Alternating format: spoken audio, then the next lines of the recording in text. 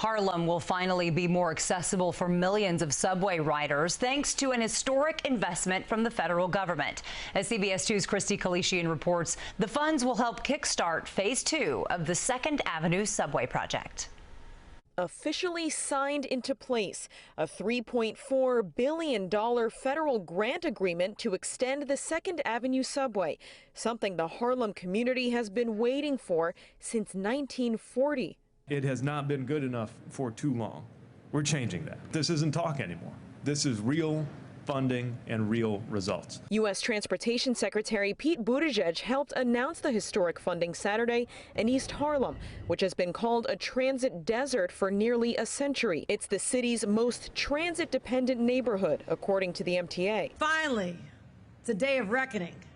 Finally, people recognize that this is a community that matters. The 2nd Avenue subway project is now in Phase 2, which will extend Q train service north from 96th Street to 125th, adding 3 new stations at 106th, 116th, and 125th Streets, with connections to the 4, 5, and 6 trains, and even Metro North. This is Uptown Grand Central. Subway riders Saturday were quick to point out Harlem's current transit flaws.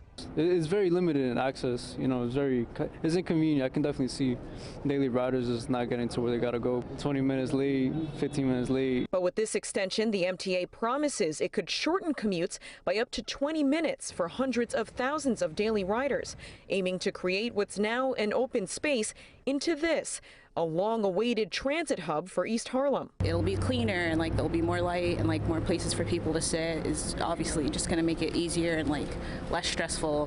Get more faces in here and more tourists in here and stuff like that. Phase 2 is estimated to take about 8 years to complete, and it's still too early on to determine exactly how many phases the project will have overall. In East Harlem, Christy Kalishian, CBS 2 News.